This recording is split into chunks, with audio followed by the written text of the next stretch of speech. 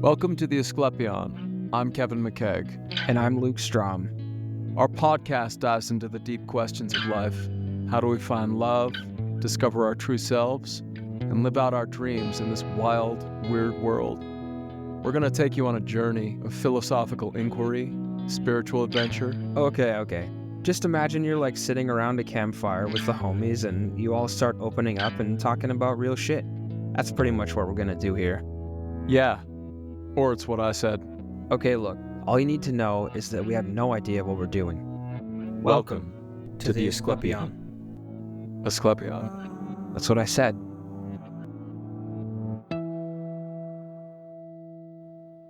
Today we have a new kind of episode for you. We're calling it the Artist Spotlight.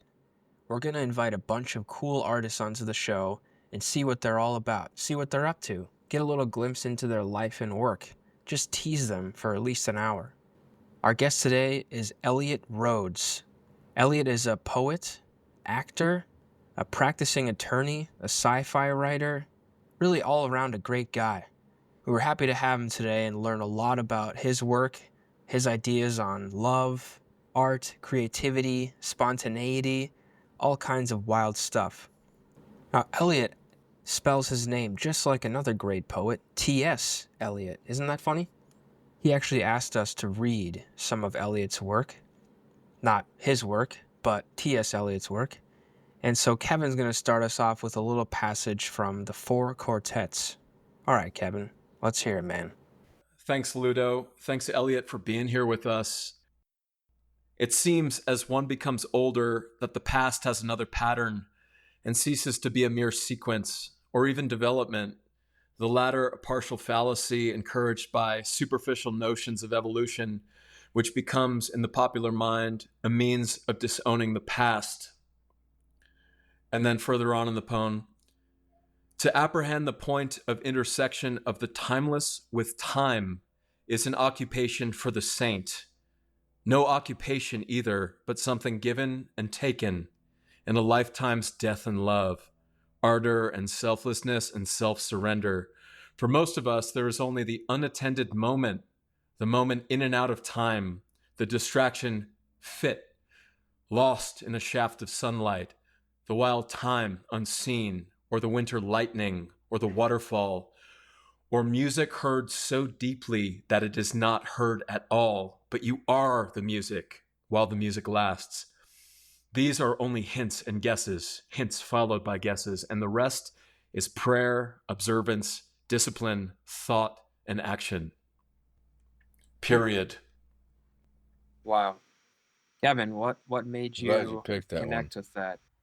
I just feel like it expresses the concept of recursion, of how we're experiencing the present moment as if it's part of a progression of time and space, and it is in our perception, but there's something timeless where all the past and all the future is bleeding in, and all of space and time is existing as one unity and whole. And we forget that through this optical delusion of consciousness. And then suddenly there are these moments of, we're lost in the shaft of sunlight, as Eliot says. And then suddenly there's these moments of illumination where we recognize our place in the wider unfolding, and it's powerful. And so that's what I'm always looking for in meditation, and the site by which I set my deepest, inspirations and intuitions. Damn, dude. Well, thanks for starting that off, man. That's really sparking lots of things in my brain here. But maybe we can hand it to you really quick, Eliot. Maybe just tell us a really quick run through of your life, what you do, what you're into, so we can get things rolling here. Yeah, sure. And I'm very honored to be here. Thank you guys. Yeah, thanks for being here, brother. This is the first time I've been asked to be on a podcast, and it's really nice to have good conversations. I used to be like a coffee shop, type, coffee shop like rat in New York and LA, and I'd sit out and talk to people all the time, and I still do here, but it's special to have like a directed, focused conversation on these things and have, sort of a forum discussion for them. So Yeah, I will say, maybe I'll bring this full circle when we come back around to reading some of my work. I'm really glad you picked that one last passage you read about, or well, I guess it wasn't the last one, but one of the passages you read about, um, you are the music while the music lasts. I think that's something that I admire a lot about poetry is that it's music that we add our own voices to, and we become in a lot of ways. It's like music without instruments, and um, right, you can become part of the music at a concert by being at the concert. But when you're reading poetry and giving it our own voice, there's something sort of selfless about it. Like it takes us out of ourselves and into someone else's mind, someone else's language, and a vehicle for someone else's experience. And I think that's really, really special about it. We kind of join with it in that way, and everybody's reading of it is unique and different. So, yeah, I'll give you a rundown. I know we sort of talked about this in our preliminary discussion yesterday, but um, how did I get into writing? I was I was born on the East Coast, actually in the South, in North Carolina, and my family is from New York. So it wasn't really ever somewhere that I felt at home. I didn't really fit in very much. It was like a football town, and I was always an artist. Just always given to little arts and crafts and visual art and things like the art teacher'd bring in like a bunch of telephone wire, and I'd end up making little dudes on surfboards, with swords and stuff like that. And I was just so, but I was smaller than the other kids. It was kind of a late bloomer. They even kind of kept me out of school for a year, and so I wouldn't be so young, and so I ended up being one of the older people in the class. Uh, and had some unfortunate early life events. Lost a parent to uh, cancer when I was 11 years old, and that sort of when that happens to a child, I feel like I've compared it to like a tree getting struck by lightning. It's uh, it's not something that necessarily the person can like get over in the traditional sense of getting over, heartbreak or something. It's like a wound that becomes part of that person's identity. Like the tree can live a full happy life, but it's always going to be able to, if you're looking at it more or less, always be able to see some sign of where that happened to it at an early age. And then, yeah, some other things like our house was flooded a couple of years after that, and all memories and everything were lost, and it was all on tapes and pictures. And I had grown up playing piano. It was very strange and serendipitous that 29 and a half feet of water came up, and the top inch um, got on the soundboard of the piano. Um, and It's kind of changed the course of my life because I didn't continue playing piano. So uh, I wound up going to high school, a boys' high school in Virginia. It was one of my things that was promised. I found out later. My mother wanted us to go to schools abroad. So I ended up going to school in Virginia, and then I was offered to take Japanese language, which was not offered to every student. And I was a basket case from what had all happened, and they actually called me Spaz Factor was my first nickname in, in high school because I had trouble with self-control. And so one day, sophomore year, the teacher brought in scholarships, or well, applications to do foreign exchange in Japan. There was a limited opportunity, they said on the form, for a scholarship, and it was like $40 to apply. So I applied, and I got a phone call, which I picked up over Christmas break. This was 2001, actually, Christmas 2001, and they called. I do vaguely remember because I have very few memories from the age of 11 to 16. But I remember picking up the phone, and they told me that, well, I want to offer you one of these scholarships. So I talked to my dad and ended up deciding we were gonna let me go. And they ended up putting me in Hiroshima, Japan. This was very interesting to live in that city and see all the things that this country did to them, that our country did to them, and the end of World War II. And and I was able to take like a year off from school, and that was really when I started writing. And I was able to journal and start processing my grief. I still have my journals from Japan. They're actually sitting right over there, which I don't like to share them with anyone because they're not fun. They're they're a little dark, I think, but that was sort of what did it. And then I got into theater while I was there. I saw my first plays, and we had plays in high school, and I'd had to go see them because we were all, small school, 400 students. But moving always in a direction of artistic expression, and I've started carrying around teeny little notebook at the encouragement of some of the English teachers and jotting down things. And then fast forward to college, I went to theater school. I got into theater when I got back from Japan, and really liked it. It was like an escape for me. I remember the first time I went on stage, within a couple of weeks, I decided I wanted to pursue that. I had wanted to go into the Air Force and be an astronaut, but then I found out from a pilot that I met. My father was a doctor, and met a Air Force pilot one time that was his wife was having some work done, and he told me that I'm too tall to fly. So 6'3" is too tall. They won't let you in the cockpit. You have 6'2" is the cutoff. So I'm like an inch too tall to be a jet pilot. So anyway, within a few weeks of going on stage, I decided that's what I wanted to do, and then ended up getting into NYU theater school. And a friend of mine gave me a little moleskin journal when I was a freshman, and said, "I think you need to be writing." I hadn't had a journal in a while, and so I started just writing down sort of funny things we would say when we were out, we were out on the town in New York, 18, or I was 19-year-old kids out and having a good time. And then what happened was, when I was about 21, I got into plant medicine, and then I had this tremendous creative explosion that summer. I remember I went from like my second journal, little moleskin journal, to like my fifth one that summer. Just tore through all, and I had started sort of almost at the same time, in a way of dealing with my romantic frustration with the girls I was trying to date.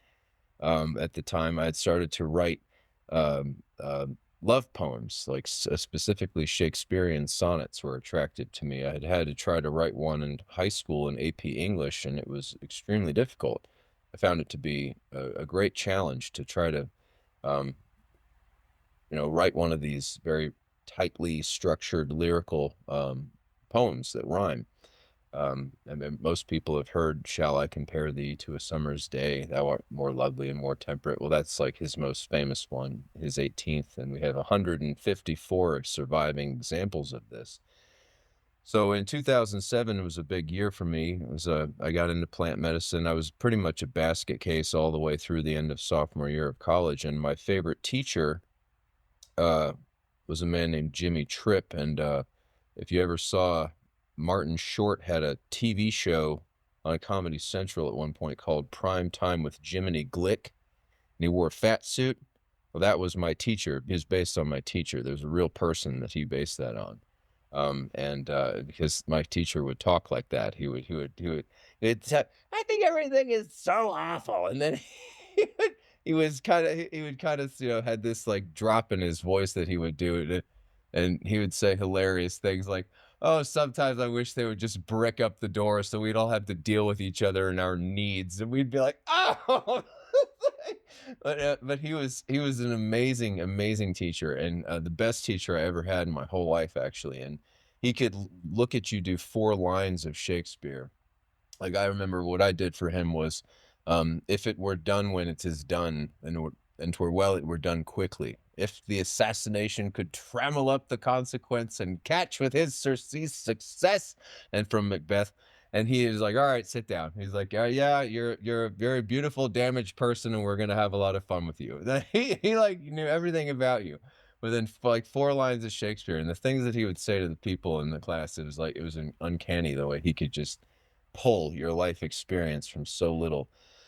And he told me though at the end of sophomore year, we had a panel evaluation, and he said, I remember him saying, "I like you, and I wonder if I didn't do you a disservice by not throwing you out of my play for being late all the time." And that's why, I was embarrassed. I was a little tardy today because I worked very hard on this, but I was such a mess.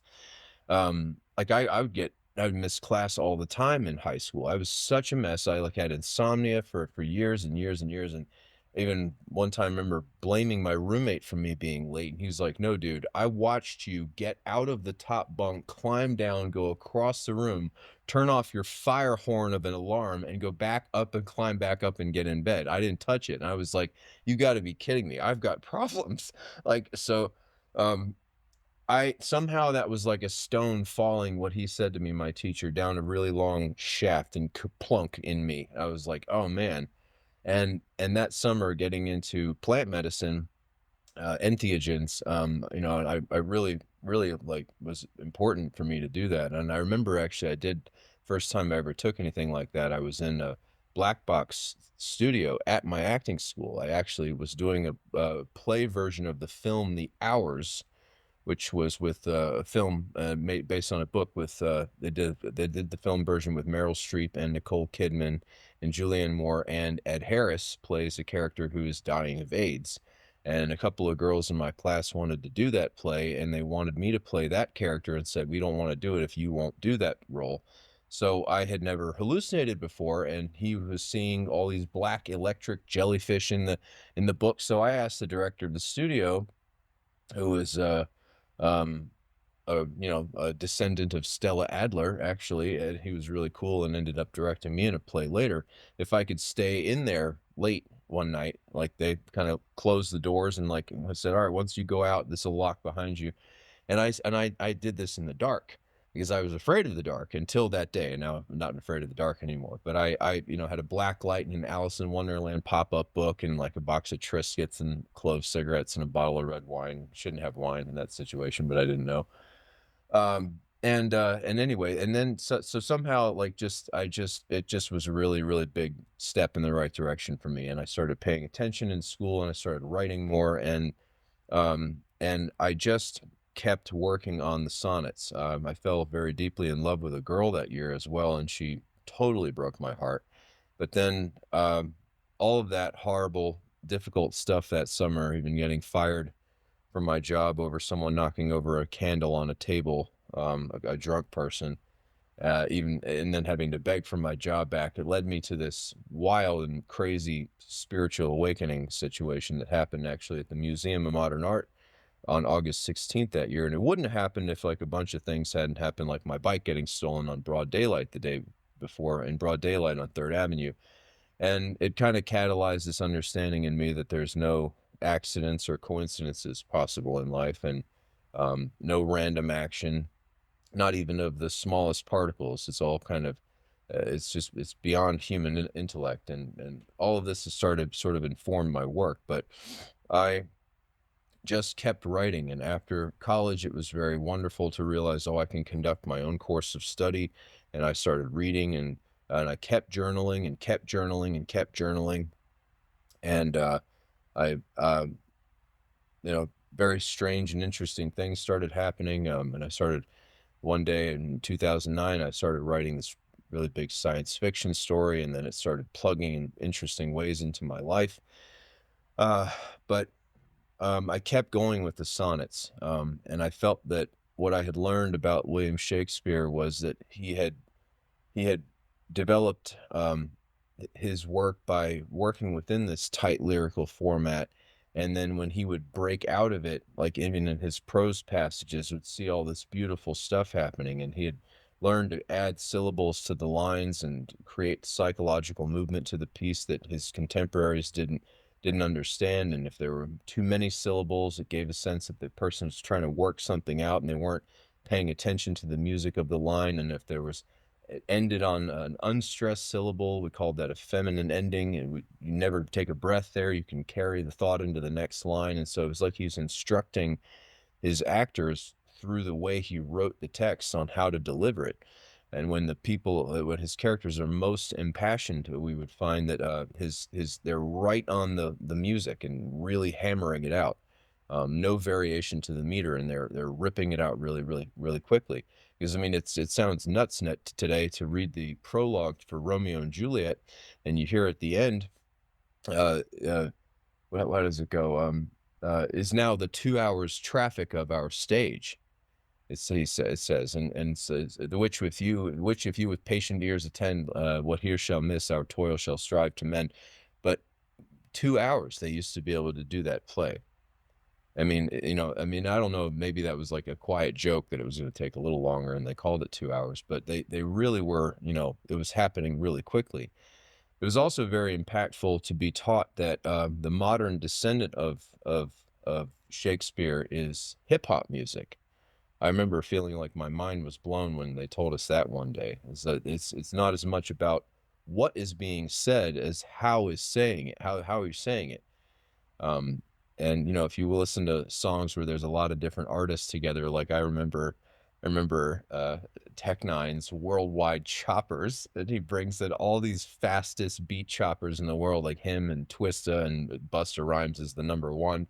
And they're just, you can't understand half the things they're saying unless you listen to it very carefully, but you can really get a sense for the cadence and the bravado of this person. And it was kind of like that. They were playing with language.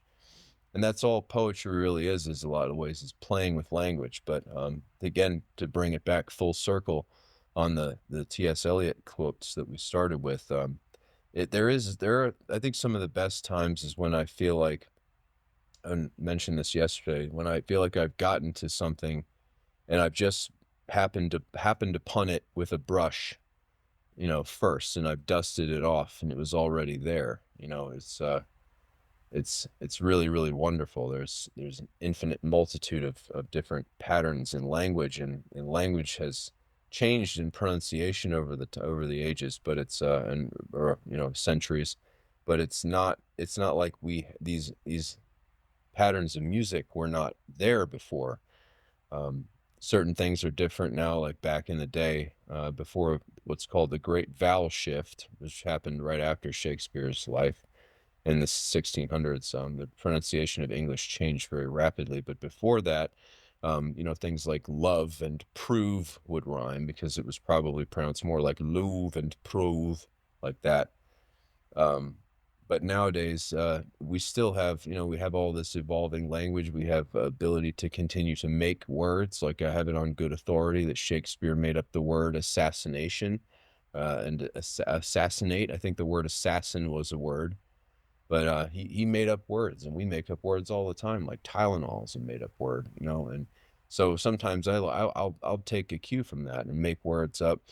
But continuing with the sonnets, and with such a difficult time to be trying to meet people and date people, and being someone who never does online for one reason or another, it hasn't been easy. I'm extremely selective about my partnerships, and don't actually really date anymore. Haven't in years. All these years I've been fighting back. I've just, for one reason or another, stopped.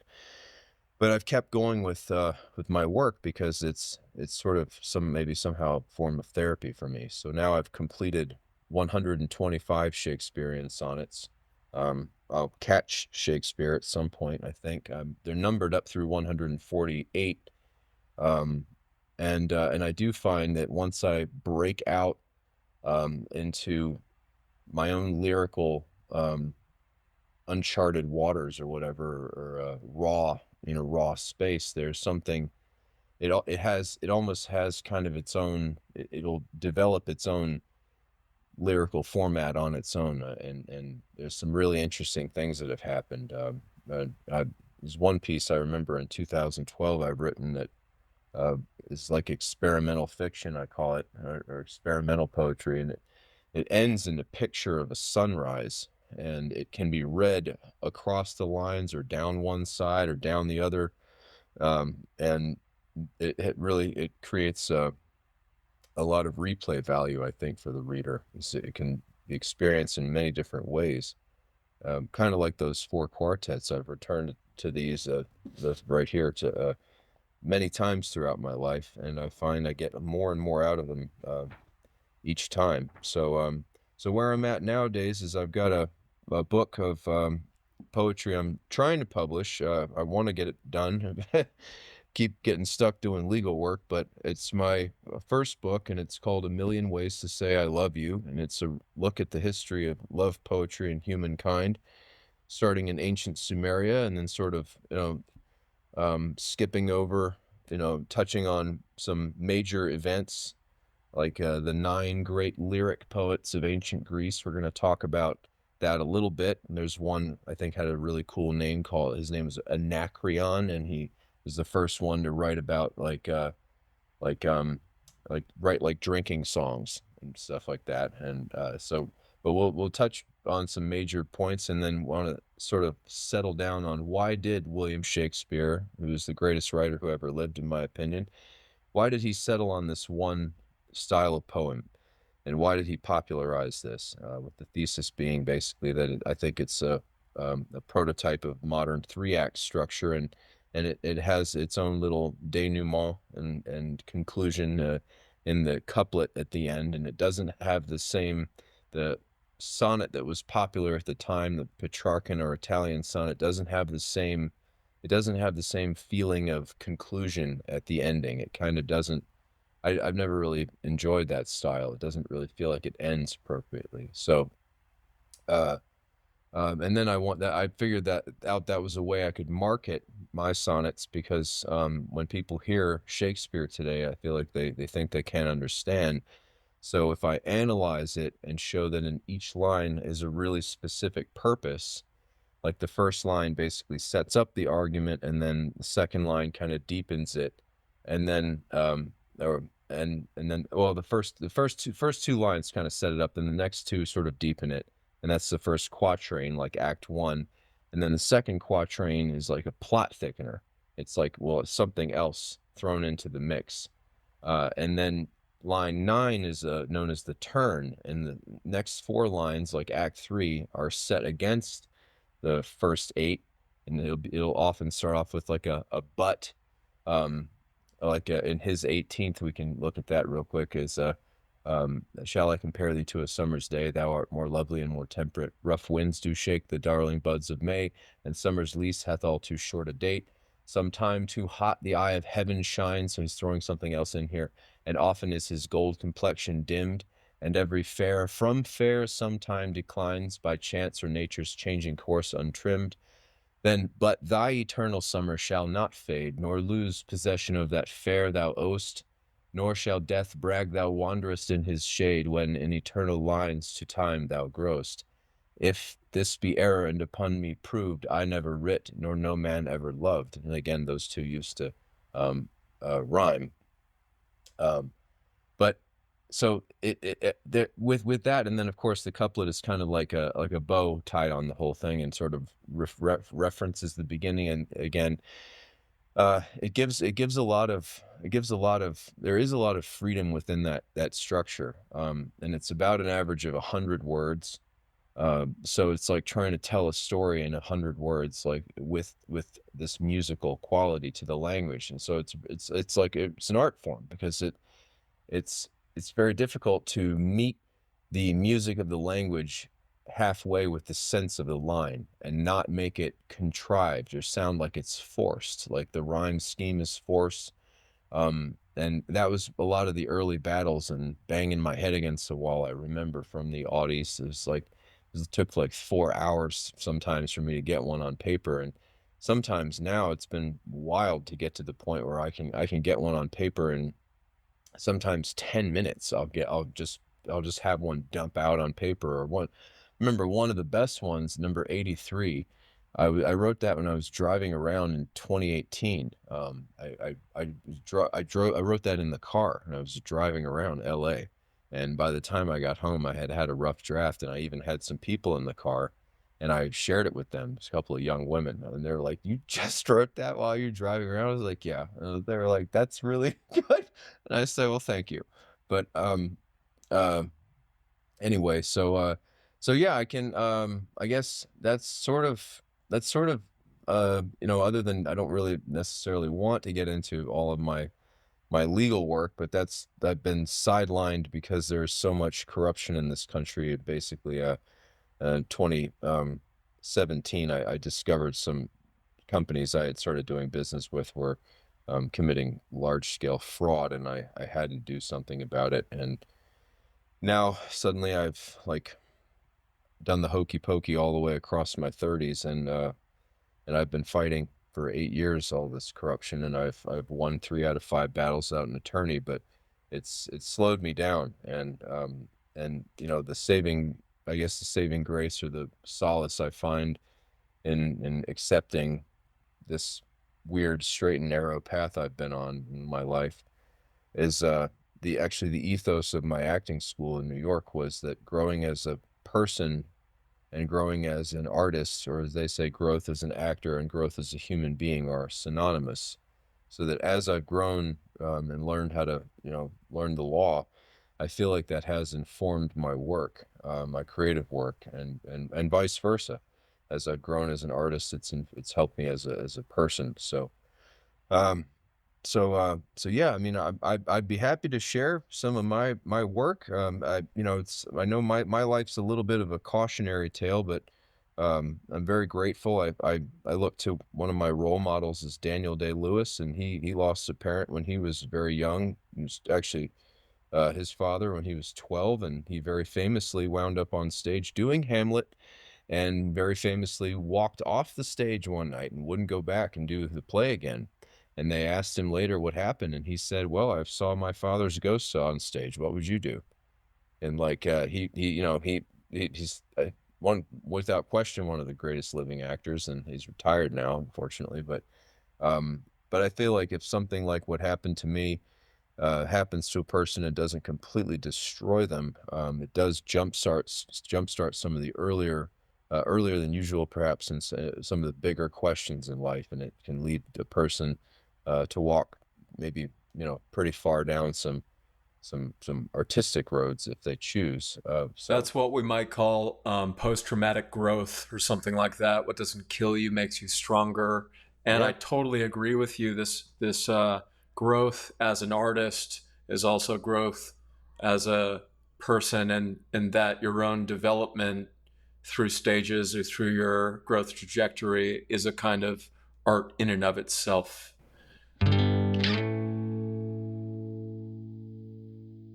This is William Shakespeare, playwright, actor, proud husband and father.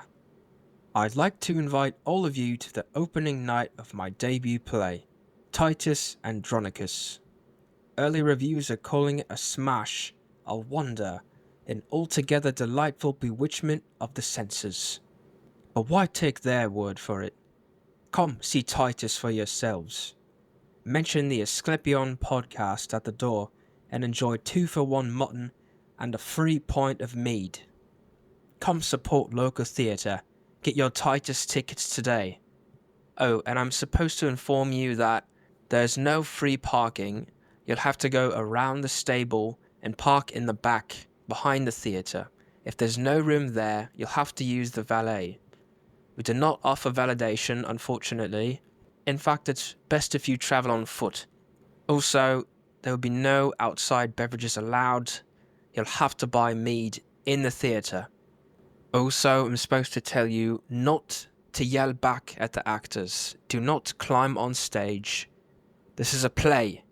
This is a place of public entertainment. There will be a lot of yelling. We'll be looking at you and yelling. It will look like we're yelling at you, but we're not. It's a play. It's drama.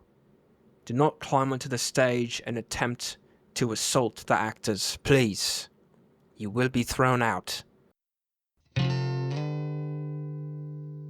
Can we hear number 83?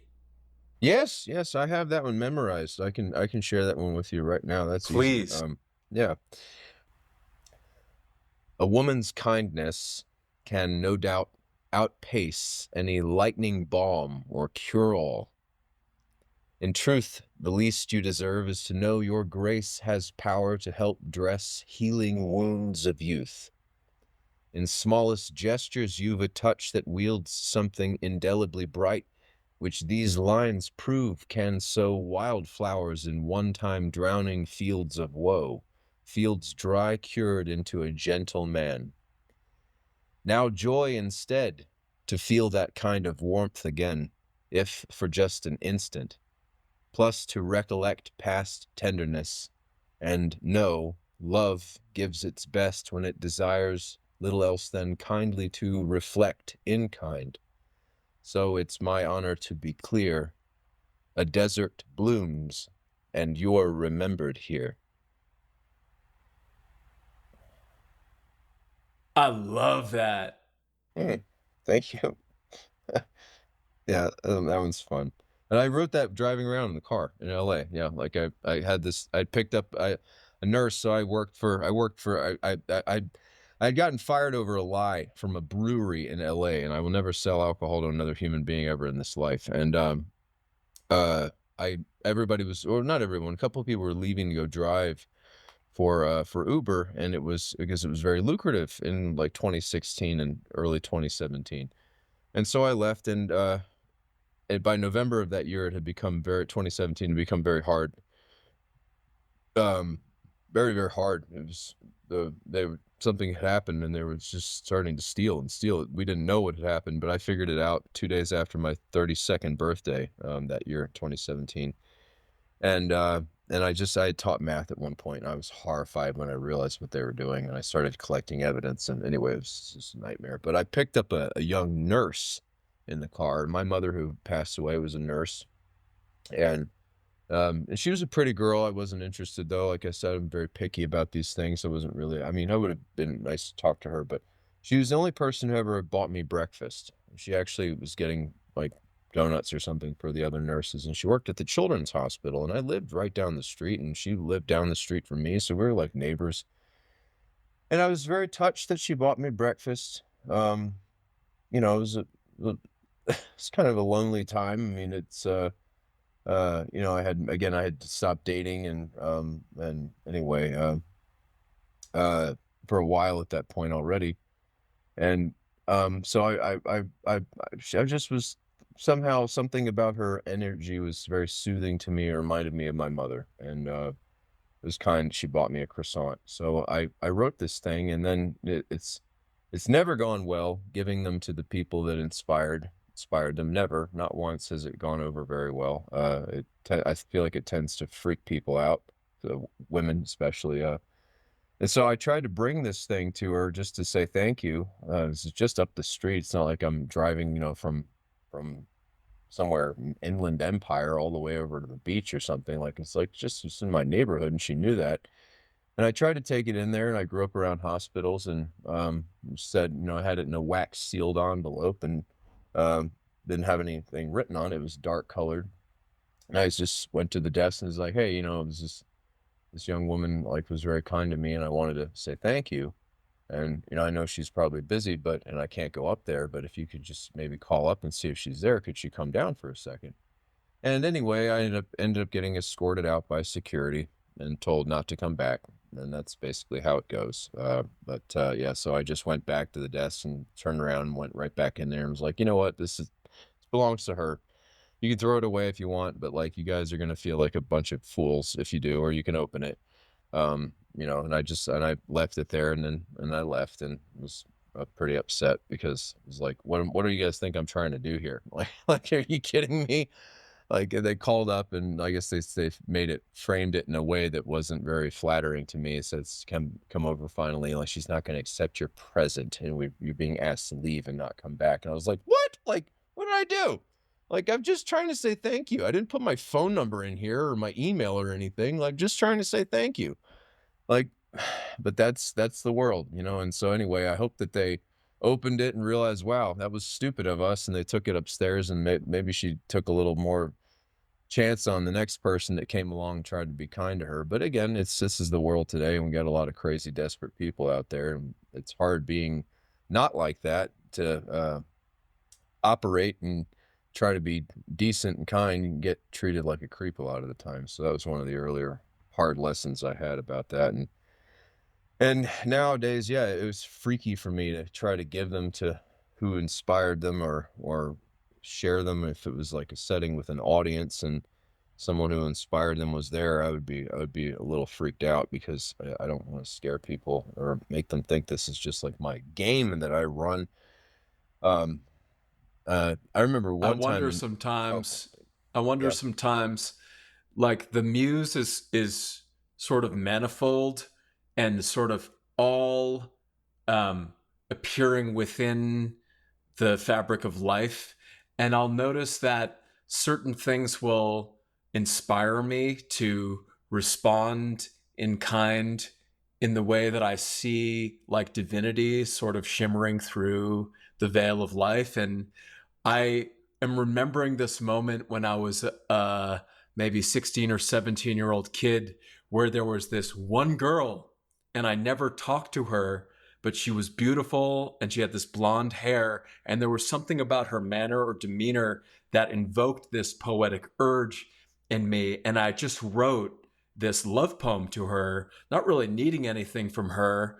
Um, and in the moment, I realized that like it would be sort of inappropriate for me to even take it to her because um, perhaps I was seeing that she wasn't this thing that I was projecting onto her, but through her image, the muse was invoking in me Mm. this sort of romantic urge. And I showed it to my buddy Ellis, and he was like, "Dude, you got to go give it to her. You got to go give it to her." And Yeah. I was like, I don't know. I don't know. And he goes, "You got to go give it to her." And I was like, Yeah. "Okay, I think she has a boyfriend. Doesn't matter. Go give it to her." And I did. And she wasn't put off by it, but she was completely confused by it because, as she said, I don't know where this is coming from. Like we've never spoken, you Yeah. know, and which is true. And so it wasn't like a fail or a flub or anything, but I saw perhaps you could say the muse was manifest through my projection upon her that led to something deeper in me as this kind of spontaneous understanding of the essence of romantic love. And then I just blurted it out. Then I gave it to her, and then she was like, what?" um, and so that didn't lead to us having a connection of any sort, and I don't think it was supposed to. But it's funny how life is always giving us these little mirrors. I'm curious, uh, Luke, if you have any thoughts on this, or if you ever had any similar experiences like that. Yes, I have had, I think, multiple experiences where, oh God, this started in high school where, I would get some kind of crush on a girl. And of course, I was too shy to say or do anything to her. Um, so I concocted this crazy fantasy in my head, right, in my private hours. And it was just like I basically just channeled all of my romantic energy or youthful romantic fantasies into this image of this girl I had a crush on, right? Um, and I think the first time I probably, ever like wrote something when I was feeling that way, it might have been in college. Don't remember what I wrote. I'm sure it was not very good, but yeah, I Yeah. definitely have had that feeling before of just creating this whole fantasy feeling image, I guess like a goddess like image of some girl I had a crush on throughout Mm. the years, and put that down into a few lines or maybe some music. But um, and then I think pretty much every time I was too afraid to, even approach them in real life, which is kind of funny. But yeah, I can relate to that for sure. I'm curious, I guess either of you guys, but I remember when we talked a little yesterday, Elliot, you said that you were writing sonnets as a way to help understand your struggles with romantic love, romantic relationships. I'm curious if either of you have had experiences where in writing something, when you're inspired by somebody you have romantic feelings for, did that give you some new perspective on yourself or your past relationships or what you can bring in a loving dynamic, anything like that? Did it give you any insights like that? Well, Elliot earlier mentioned that his work is a kind of therapy. And I was sort of reflecting on how being this weird artist and seeing the world differently, almost the creative avenue is the thing that heals and holds you because it allows you to frame and express things that maybe other people wouldn't see. And at the same time, it's also something that can feel deeply alienating. And so it is a therapy to be an artist and do work, but it also uh, is like a wound in and of itself, almost. Um, yeah, I would say, so I feel like one of the shortcomings that I noticed about my earlier work is that I was trying to encapsulate a romantic experience that I had had and like immortalize it, crystallize it. And I wasn't necessarily having a healthy balance or blend of imagery in my work. And imagery grounds the experience for the audience member in something concrete and physical, like again with Shakespeare's 18th, a summer day, and comparing a woman to a summer day. He didn't always, do that, but like his 1/16th is his second most famous one. It's let me not to the marriage of true minds admit impediments, but right off the bat we get marriage. And then he says, love is not love that, let me not to the marriage of true minds admit impediments. Love is not love that alters when it alteration finds, nor bends with the remover to remove. And then he goes on and talks about it as an ever fixed mark that looks on tempest and is never shaken. It is the star to every wandering bark. Bark is a boat, whose worth's unknown, although his height be taken. Love's not time's fool that who the rosy lips and cheeks within his bending sickle's compass come. Love alters not with his brief hours and weeks, but bears it out even to the edge of doom. So that's more of a highfalutin kind of intellectual thing, and that was sort of more along the lines of my earlier work. Actually, I can take this off the wall right here and show you guys. Um, since I have this here, this is one of my earlier ones, and I'll hold it up close so you can see I wrote it out in calligraphy with nib pens, like you dip in the ink. And I have a bunch of these pens I got in Amsterdam. So last time I was out of the country was actually when I was in school in London in 2008. I was studying Shakespeare. And excuse me, this is one of the earlier successes precisely because it has a lot of imagery in it. I think this one is now, I'm not sure if it's 19 or it was originally number 23, and I think it's number 19 now. And this is about a girl that ghosted me. In 2015, I knew this girl for like two years. In LA, she has like she's like an extra in one scene of Gone Girl. Actually, if you ever see Gone Girl again, you could see in this early party scene where they're meeting and they're like pointing out like hipster dude over here. There's this blonde-haired Italian girl on the right. Well, like I dated that girl for a little while, and anyway, she but her name was Saffron. And so I ended this with like a metaphor about spices. And anyway, but I felt like that was what you were asking about. Does something change with regards to from having written it? Yeah, absolutely. I mean, the whole I mentioned to you guys yesterday, and specifically since Luke, you'd mentioned when if we don't talk to people, and Kevin, you said you had this experience where you didn't speak to this woman, and she inspired this thing. I had my whole big spiritual awakening experience was with happened to be with I was at the end of my rope. I wasn't going to make it. And I mentioned this to you guys yesterday and earlier. My bike was stolen and all this horrible stuff happened.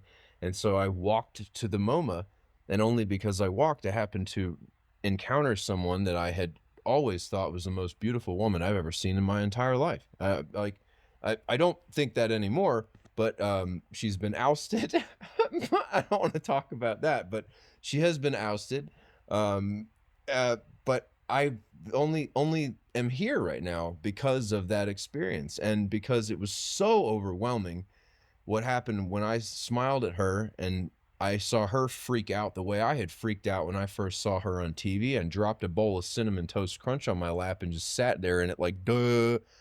And I remember that from this darkest hour of my life, and here we are in the second darkest hour of my life, and in 2007, and all this horrible shit had to happen, excuse my language, and it hit me like a freight train at light speed.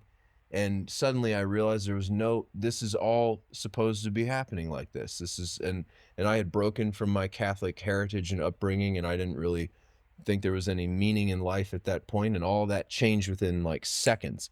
But it was so overwhelming that even though she gasped and blushed when I smiled at her, and I was just like, whoa, like that can't be because of me. She got off the escalator and her two friends were speaking a foreign language. I won't say what it is because you might actually figure out who it is if I said, but what language it was. But they walked off, and she started just left them like to go and turned towards me and started aimlessly going through her purse, like checking me out up and down. And it never even occurred to me to say hello. I just was so overwhelmed with what happened. I walked past her and down the escalator and then outside, and then I started jumping up and down and texting my buddy Ivan and my dad, and I can't believe I just ran into her. I can't believe I just ran in. And it never occurred to me, dude, like that kind of thing does not happen very often. Like that at first sight kind of thing is real and life changing. And it was very interesting that you guys brought that up. And I'll quick sidebar. When I was in London in 2008, we did Romeo and Juliet as the final play, and our director came in early when we were doing Titus Andronicus. I remember our director for Titus was sick, and it was his partner, his woman, and he came in, and he said, "I'm not going to try to do anything with you on that play because it's her show, but so let's just talk about Romeo and Juliet and have a nice conversation today," and so that's what we did. And he told us a story I'll never forget about. He had witnessed a love at first sight. I'll call it a miracle for lack of a better word right now. It seems impossible, happens anyway. And but this really happened. And I was there like with almost like tears in my eyes listening to this, because I was like, this is so real. And I just experienced it with this incredibly, incredibly beautiful, famous person last year. And he said he was at a black tie event, and he's wearing tails the whole shot, and marble everywhere, marble bar, and string quartet going. And a man he knew and a woman he knew professionally had never met each other, and he was at the bar, and this man he knew was facing the bar, and he had his back to the bar and was drinking scotch and sitting there in his his tux and everything, and this woman he knew showed up late to the black tie event, and the man next to him turned around and looked at her as she showed up like on the top of the staircase. And he said suddenly it was like something in the air. It was palpable. It was so powerful all of a sudden what was happening between these two people that the music stopped playing. The string quartet stopped playing and everyone shut up and just was watching this. And he said it was like electric in the air. He said the first thing that they ever said to each other, this man says to this woman, "You're late." And she said, "I know." And he said they were married within a month. And I was like, wow, wow, because it is real. It is real. So I want to hear what you guys think about that, but I can tell you, because I mentioned this yesterday, the first sonnet I ever wrote started in 2004. I had to write one for AP English. And I wrote the first line of this, and I knew I couldn't do it justice, and I tucked it away, and later had that experience with this person in the museum, and in seeking to make peace with the fact that I had passed up this opportunity with somebody, and and maybe it wouldn't have worked out, and maybe it would have taken me on a darker path in my life if I had messed that up. But in a way, that's what plugged it into that first line. And in order to try to describe that, 15 years later, I finally found the words for it. After writing however many of these, I went back and I built a new style of structured verse poem to describe that experience in the museum. And that started all of my work, and how it was basically everything I've done since then has been out of gratitude to this whole universe for giving me an experience like that for all intents and purposes, like, brought me back from the brink of a very, very dark place. Anyway, and so if you want, what number is that, and can we hear it? Yeah, so that's number one. Do you have it memorized? No, I don't have number it memorized, one. but I have it right here, though. I can share it with you. Yeah, let's hear it. Let's hear it. And this will give you sort of like it's wonderful and serendipitous that you guys brought up these experiences where you couldn't say anything, because what a lot of my later work now has become about is about the futility of language to describe these experiences, and how language is like an adulteration of things. And I have some later sonnets where, like, I remember one I will share with you today after this, maybe in a little bit, is one of my favorite ones. It's and it ends up talking about, like how so there's something pure and perfect about it when it doesn't come to words. And what happened with me with this celebrity, which I carry close to my heart, and she has kids now, and I respect her privacy, but she's really like an amazing person. And I feel like she's like a very good friend of mine that I just haven't had a chance to talk to. So yes, this is my first, and this is brand new. And again, this is the beginning of the second book that I mentioned, the anthology. This is how that book starts. So I have this other little book I'm going to try to publish first with like 80 of my sonnets, more of an academic book. And then, but my real first creative book with like short stories and original fiction is this is the beginning of it. So Sonnet 1. How shall I love you if not with full heart? Words may claim I do, but rather you were judge. What would you say? Can language advance art?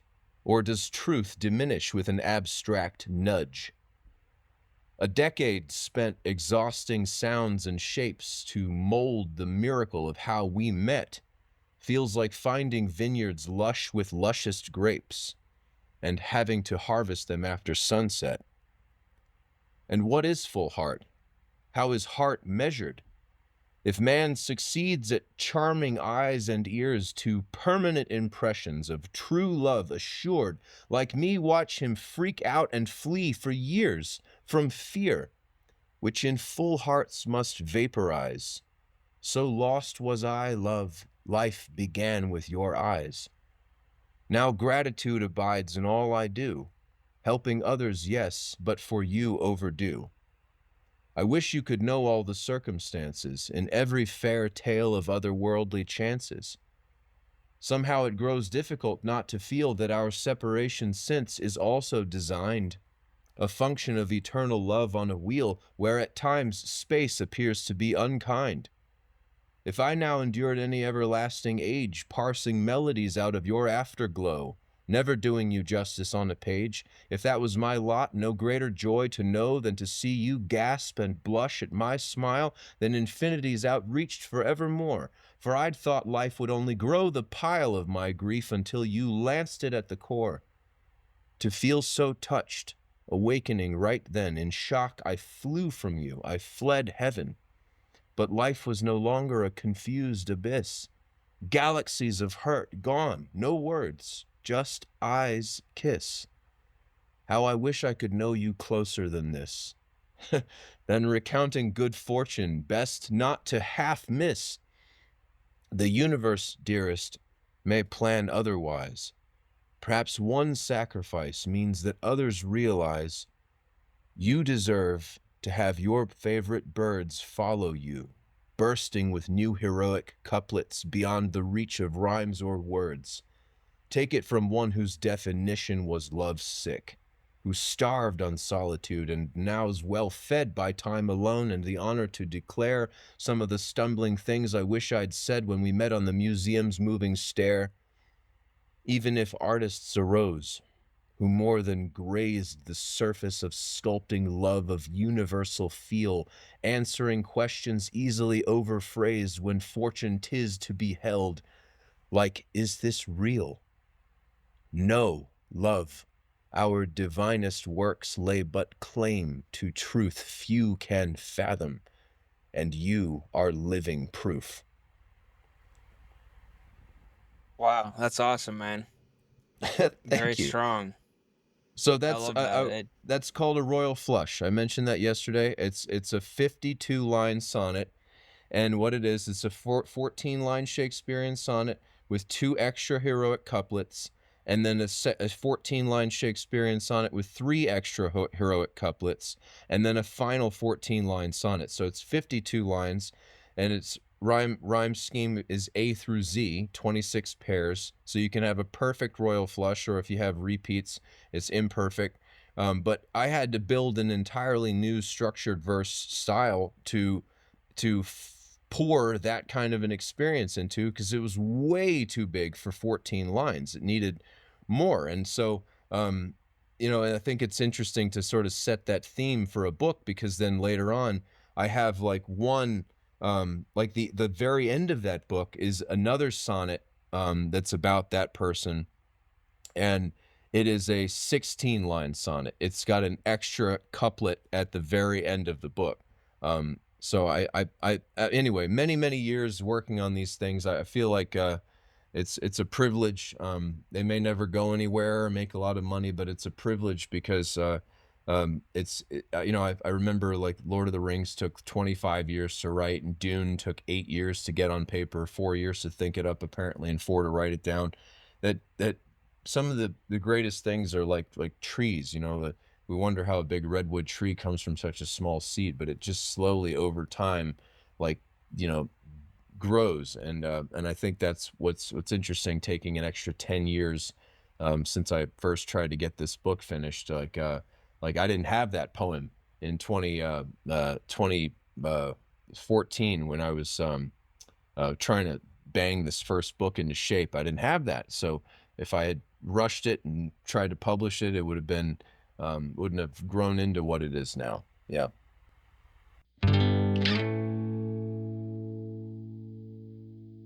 Hello there. This is Dave from Dave's Auto Shop up in Duluth, Minnesota. The boys here at the Asclepion, hope I'm saying that right.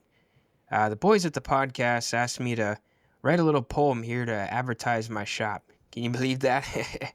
Well, anyway, here she goes. So you're rolling down the road in your big 4x4 when something starts to rattle inside your passenger door. So you give her a real hard slam, and that don't seem to work. You could call up your handy uncle, but we all know he's a real jerk. Why don't you come on down to Dave's Auto Shop instead? We'll fix you right up. Come over anytime you like. We're never too tied up. Okay, that's Dave's Auto Shop. Ask for me, Dave. Okay, bye. It's a really powerful experience. You covered a lot of really specific feelings, and the ones that stood out to me was the genuineness of the connection you two must have had, but then also the fear that at least you had. I'm sure she had it too, but yeah, I haven't had a at first sight experience that powerful before. I've had some that were made me stop breathing for a few seconds maybe, but Wow. I can relate to a lot of what you said, even maybe in a slightly less powerful way. But Well, yeah, it is really something. It is a really I don't know. You said it yourself that you were kind of at the end of your rope and didn't really have much belief in yourself or life, but then that moment, that feeling just completely re-sparked so much for you, and set you on a new course perhaps. And yeah, maybe that's like the purest feeling you can have is coming into contact with this intense at love at first sight, I guess is the common phrase, but then also having it just slip through your fingers. And so there's this intense feeling of regret, I guess, but it's also like maybe if you would have actually, you know, tried to pursue that person, maybe something would have happened, and then that image of this perfect love, perfect connection would have been marred somehow, and then Yeah. maybe it wouldn't have set you on this inspired path or something like that. Yeah. It was perfect because there was no language. That was that was what was something about it. Yeah, I've had other experiences like that. I mean, yeah, I guess I could share that with you guys if you want. That's a little short little thing, but um, I've had other experiences like that where I had something going on with somebody I knew and we never talked about it, and it did kind of stay perfect in a way. And that's why I think what's so scary about trying to, like they say, like Kevin, like tell her how you feel, man. Like tell it's so scary because it's like and a lot of my work has been also about like, is this just me? Am I making this up? Am I reading into it because I'm like a man in a desert who's just salivating over a little whiff of water vapor on the air? And there's no way to know. It becomes a very spiritual experience, I think, for a mature person, because it's impossible, unless we take a very long time to get to know someone, which I think is very wise, especially in these days where there's very little public trust left that has not been destroyed by our ubiquitous sense that, uh, you know, big companies and government are corrupt and in cahoots. It's trickling down into creating a lot of ice to have to break. And so, to reference Dune, the slow blade penetrates the shield. I think it's wise to just take a very long time. The more we like somebody, take a very, very long time to get to know that person, because pickup artists look for the hard and fast, quick, hit it and quit it kind of thing. And women, I think, are extraordinarily sensitive to that kind of like behavior. So if I've met only two, maybe four at the most, including that celebrity.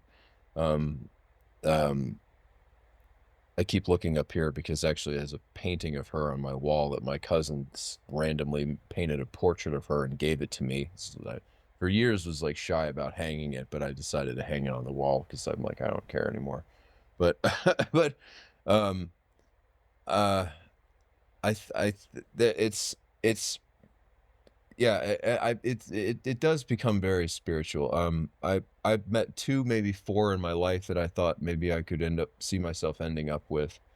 And so that's part of the drawback of being that selective and not meeting people on the internet is I worry if and when I develop strong feelings for someone, I have a very big battle to fight against my ego, because I worry that, am I just like, am I making it up? Am I just like, uh, you know, uh, uh, it's like it's so hard. It happens so infrequently, and I wonder with with COVID and stuff like that, is it just a lack of exposure? Am I, like I had thought I had developed feelings for someone last year, and it turned out to be a very bad option. And I'm really glad I didn't get involved with her.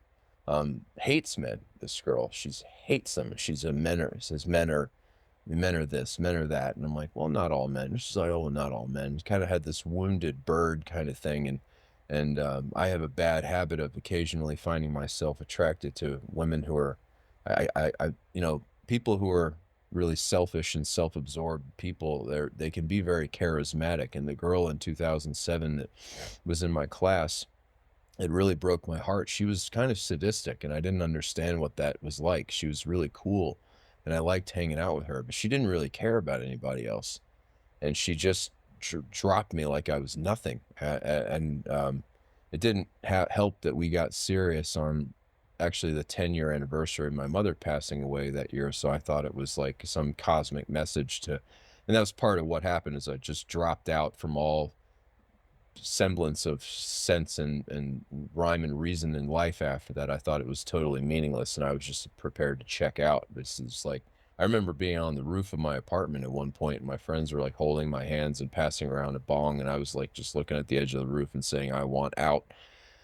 Because it was like, I'm just starting to heal here and be able to like have emotional experiences again. I hadn't cried in years, and then I was just dropped on my head again. It was like, why is this all happening? How can this be? You know, why there's no such thing as like karma or balance here.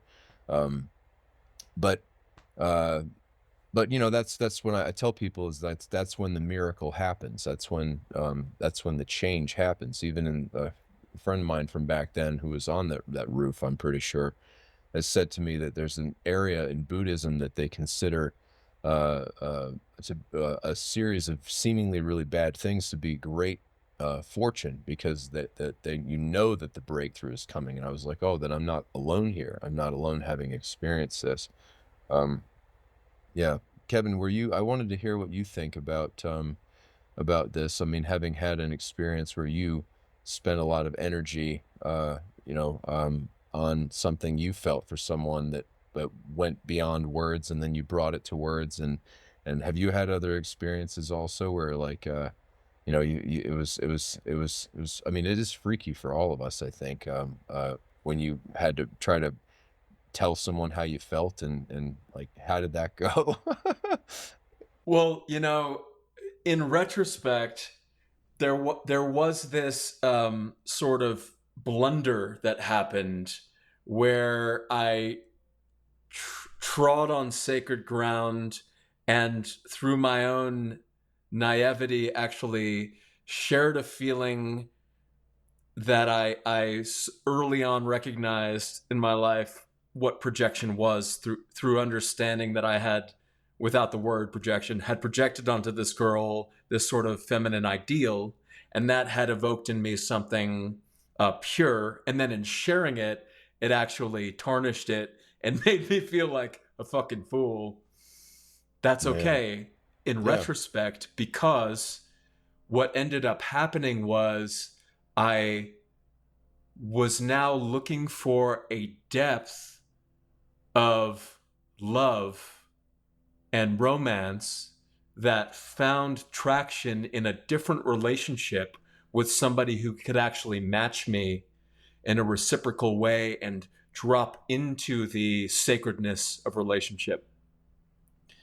And so I was ready.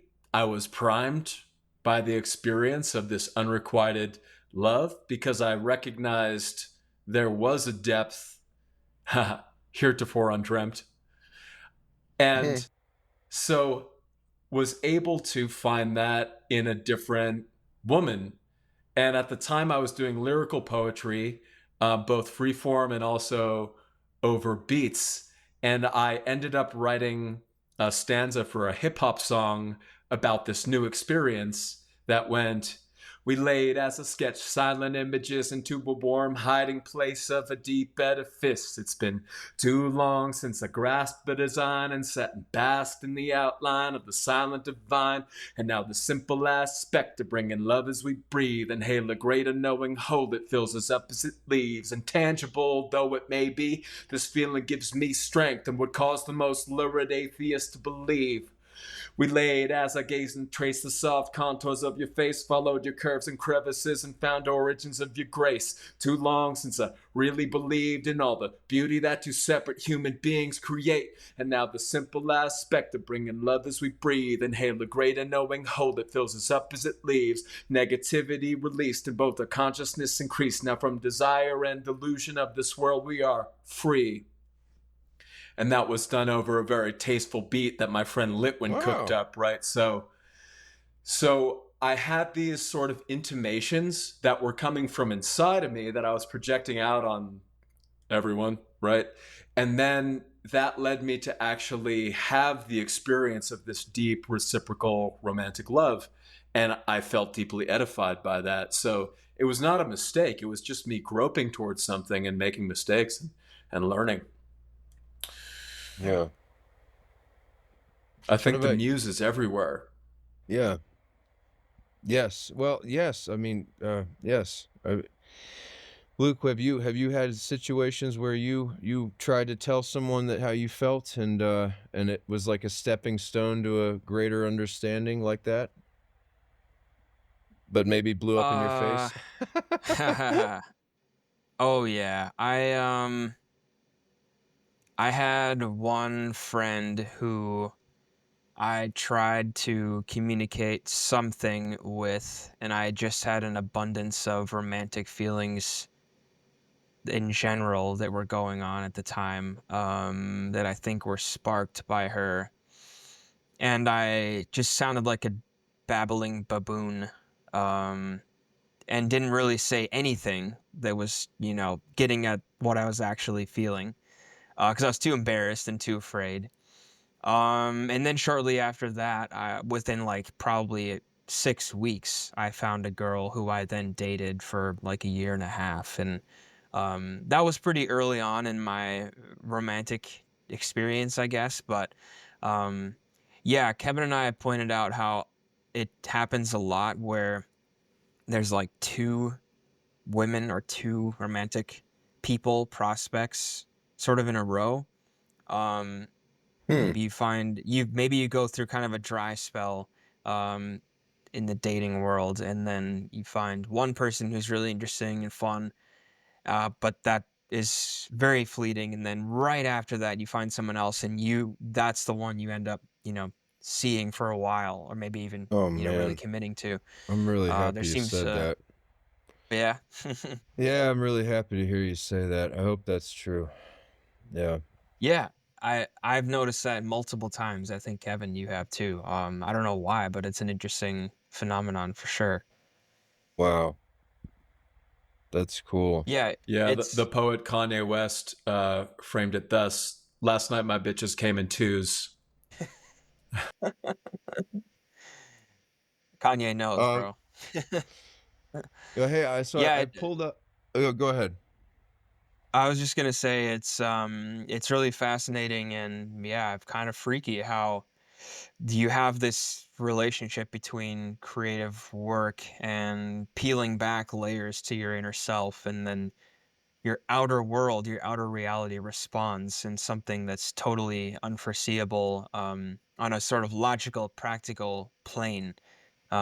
These spontaneous things happen in response, almost, it seems, to inner work, or especially creative work, where you get this feeling that you've sort of peeled back a layer to yourself. And very quickly, it seems, sometimes we've all had these experiences apparently where the world seems to respond to that. So kind of freaky. But if anyone's listening to this, doing artistic stuff, pay attention to those things and follow them if you can. Even if it's there's a great quote from Tennessee Williams. I can't remember it exactly, but part of it was, "Don't be afraid to fall in love, no matter how much it hurts." Something like that. Just keep doing it. Keep going after it. I'll try to find the quote later, but anyway, yeah, Elliot, what were you gonna say? One Well, second, I want to hopefully pitch something to Elliot that you can knock out of the park. But you coined a word. You talked about coining words earlier, and yeah, yesterday you told us that you coined this word synchromancy, yeah, that I kind of underlined.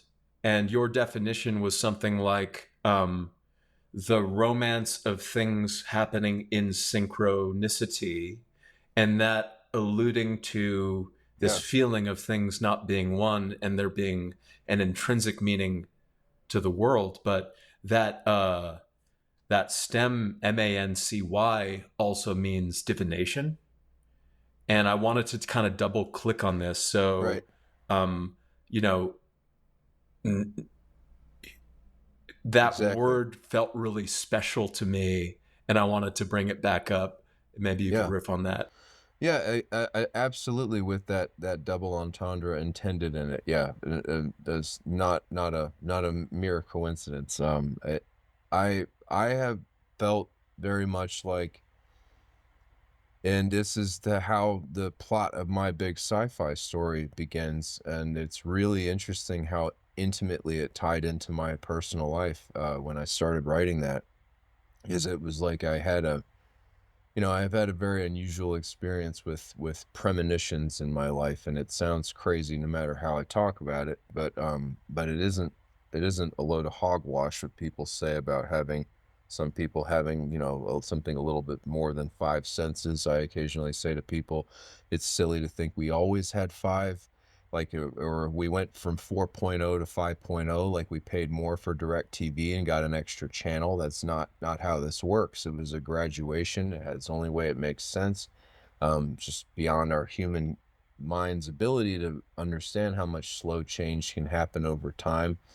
Um, it had to have been creatures at one point that were maybe less sensitive to sound. Very likely sound and sight might have been convergent evolution developed simultaneously in different organisms, but those were probably our most recent acquisitions in terms of sensory perception capabilities. I think it makes no sense to think that touch wasn't the first one. Smell was probably the second one. It's more deeply rooted in memory than taste, and taste probably might have grown at the same time, but those were probably our first three senses, were touch, smell, and taste, and then after that, sight and sound. And so we're not fixed at 5.0. I think but I've had it's felt like a guiding light to me. I mean, even just the whole thing with that celebrity, like how I felt drawn at a cellular level to that person. And and I know that, I mean, I've talked to people often about set theory and transfinite mathematics, and how cool it is to plug that into our spiritual understanding of life and nature. And what I mean by that is if you understand that there's an infinity of the small, and an infinity between any 2 points, like they've learned how to count orders of infinity, and they use a Hebrew character, Aleph, the first letter of the Hebrew alphabet, which I've got tattooed on my back. Um, and But that's mainly because I have two surnames, and Aleph comes from a picture of an ox, and my second surname, Oxander. Anyway, but they use a subscript 0 and then 1, 2, 3 to count. So if you have an infinity engine in your head, imagination, you can compare that to like having an infinite number of integers, or infinite number of numbers between 0 and 1, because they're decimals and fractions. But that's not as big of an infinity. It's not as large of an order of infinity as the set of all real numbers, just like this overarching umbrella of everything you can imagine, almost goes in there. So what that means is, if we translate that into our understanding of life, spiritually speaking, we can't out imagine an infinite infinity. So just take it as a postulate that the universe is infinite in an infinite number of ways for the sake of argument. Then that means that anything I think of, there has to be a version of the universe where it's real. That means Star Wars is real. That means Hogwarts is real. Lord of the Rings is real. There's a universe out there that has to happen, and every subtle variation of that, or every variation of this universe where people just have blue hair, like, or they have, green skin, everything we can imagine, there has to be a version of that where it happens. So it's very interesting to think about these things in terms of a guiding light, and feeling pulled to something and not being able to understand why, and the mysticism that touches on what we in fairy tales. And I reference most directly, the original version of Sleeping Beauty was a Grimm fairy tale. I have a copy of it somewhere in here, and it was only like 2 or 3 pages long, and it isn't about and it is about serendipity. It's about this princess, and she ends up, being put to sleep for 100 years because there was a fairy that was felt slighted, didn't get invited to the ball because they didn't have 13 golden bowls and a place for her to sit. So she shows up and she curses the young princess. And anyway, and then they're able to take back part of the curse, so the last wish that was made by the last fairy, but they can't eradicate it, and so they put her to sleep and the whole kingdom to sleep, and all these princes come, and this forest of briars comes up around the castle, and they try to get in and they can't get in, and so there's all these sets of armor with skeletons in them hanging on this forest of briars. No one can get in, and it just so happens, that's how the actual original fairy tale was, that after 100 years, it just so happened that a prince came along, and he said, heard about this princess who's under a spell. Oh, I'll fix this. I'll figure it out, he says. And he's confident, and he goes, and it just so happens that right then 100 years had passed, and the thorns had turned into roses. And as he gets there, it's roses everywhere, and it parts, and he goes in, and boom, it closes behind him. That's the original story of that. It's not about, like this, it's not as much like an adventure story as it's a story about interesting timing. So I find that very, very fascinating, and has been like the supremely fascinating experience for me, having never had a serious partner in my life. And again, having only met a couple that I've ever really thought, man, I could maybe see that going somewhere. And it is a wildly unsettling experience for me if and when that does happen, especially because when I was in my 20s, right until I had finished raising a cat of my own, when I was in my early 30s, which was basically right at the beginning of this time on this battlefield I've lived on, I didn't feel ready to be a husband and a father. And so now, if I were to meet someone that I thought, man, I really think that might be the right person, it would freak me out. And I would have a really hard time probably for the first few months even talking to the person. And then maybe I would tell myself for a few months, I don't think I get along with her. And but then perhaps, and I would be very fortunate if it suddenly just started feeling like it was inevitable. And like these things have led us on this path, and it's an inevitable progression. And it calls into question the whole notion of free will. Reading a book right now by a famous biologist, anthropologist, Robert Sapolsky. You might have heard of him. He's worked with primates for 40 years, and they've scientifically deduced that there is no such thing as free will. Even before we have a conscious sense of conscious choice, we do anything with our bodies, like moving my hands around in the air in front of my face like this. There's a chemical reaction happening in my brain that I'm not even aware of. And then there's all considerations about what my mother ate when she was pregnant with me, and what I had yesterday, and did I sleep enough, and all these other things. There's no isolatable moment where there's any free from anything else moment of choice that we can separate. So there is a romance to it. And the sci-fi story I'm writing is the kid's father's father dies, and he has to go home. 2 weeks after I started writing that, I had a very powerful, experience on mushrooms actually that day before, and something happened to me. I kind of had a premonition about this battle that was coming, and I remember it knocked me off my feet, and I can't really ever talk about exactly what I was allowed to understand that day. But I ran away from it for 10 years to the day. It sounds crazy. And then 10 years later, I was face to face with Uber, and I was like, what was the point of running? This is exactly where I didn't want to be. And all that running just got me right where I didn't want to go. And so that's when I turned around and started fighting back. But the same thing in this sci-fi story, in 80 years from now, in the early 2100s, this kid he discovers his great grandfather's, it's like hidden journals in his grandfather who passed away's house. And he ends up reading about a romance that his great grandfather had 100 years earlier, exactly 100 years. And it's so eerily similar to what he's dealing with this girl that dumped him before the start of this story.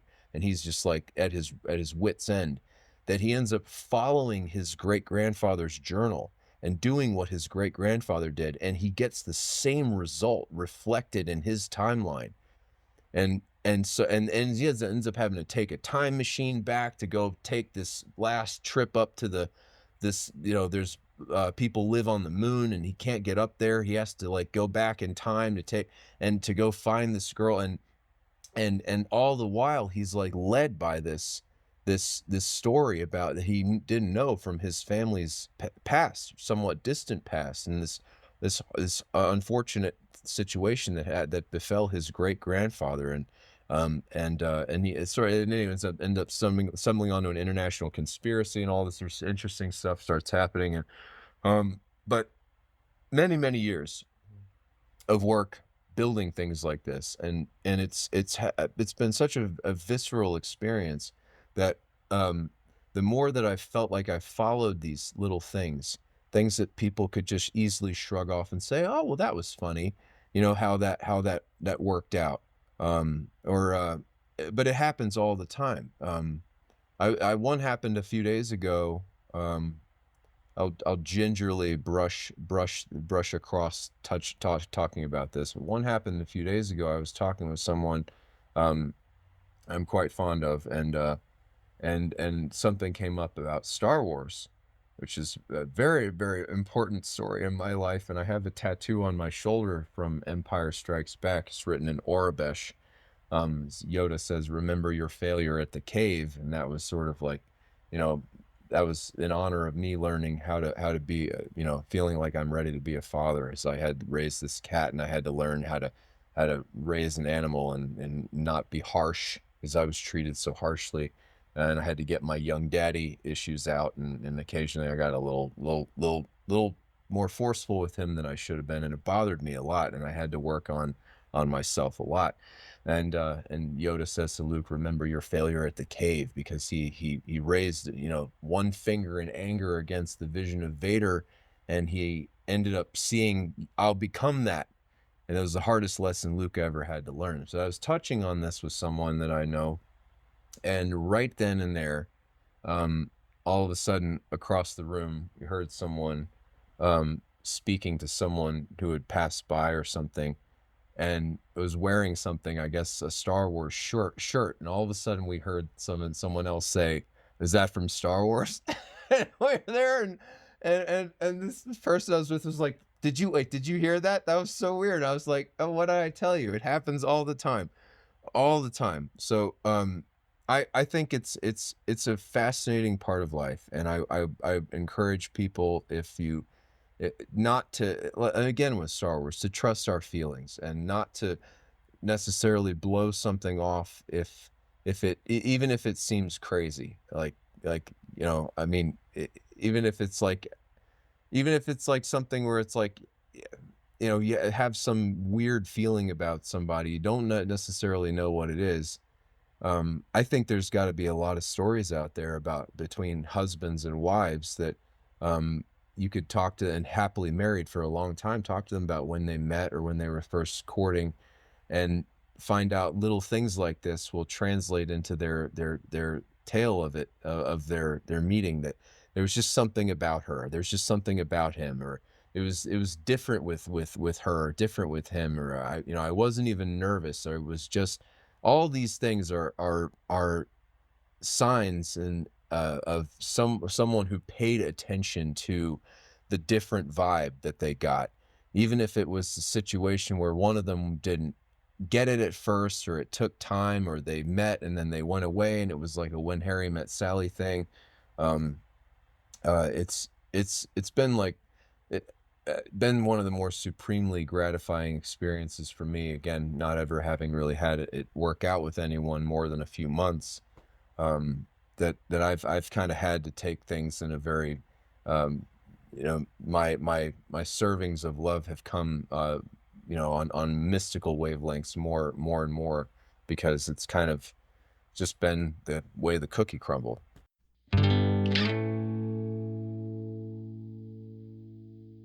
Hey guys, it's Kevin. I'm going to tell you a little bit about my business.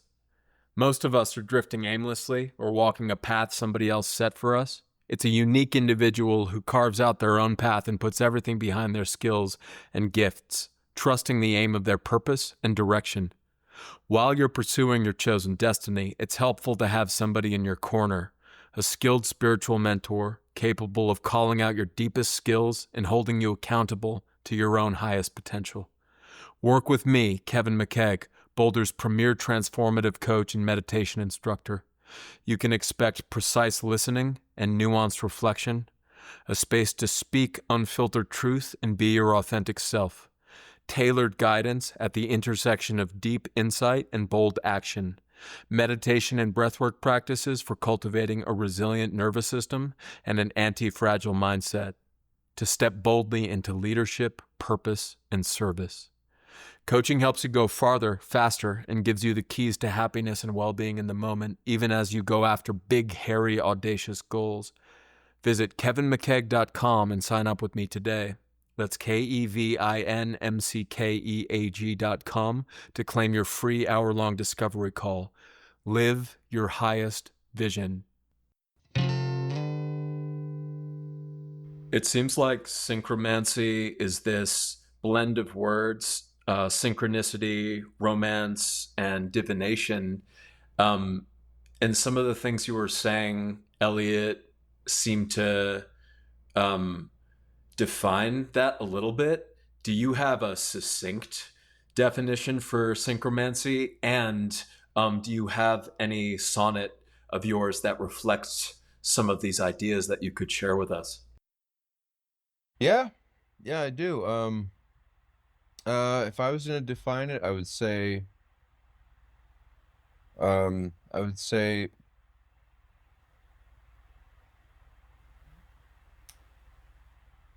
it is the sense beyond the usual sense of significance and or importance with the timing of events. I'm not trying to make this rhyme. The timing of impactful, powerful events in a person's life. Yeah, that's basically it. There's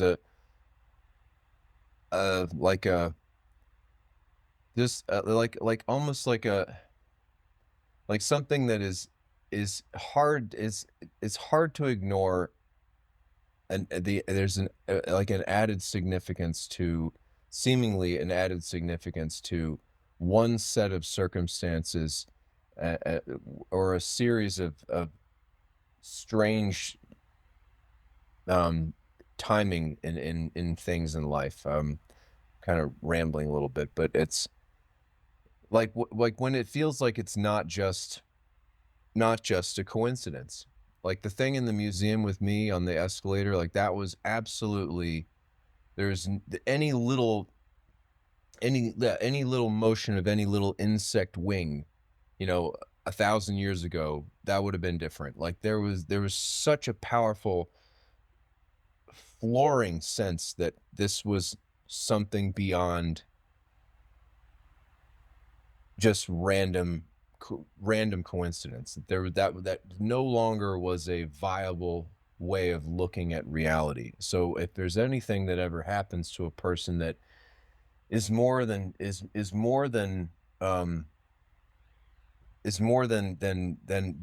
mind can understand, is more than anyone who's seeing the world that way can process, and it starts to bring a sense of meaning and purpose into life. That's sort of what that is. There's a romance to the way things meet up in time and space that defies understanding at the level of human awareness.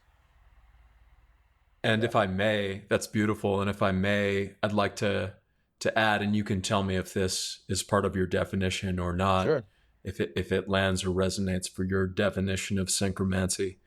But there's a revelatory aspect to it, where through these meetings of synchronicity and the romance that is blossoming there, that it gives you a feeling of something inevitable in your life, a purpose that you must follow, or something that will mark you and make you, and in some ways is your terrible purpose, something like that.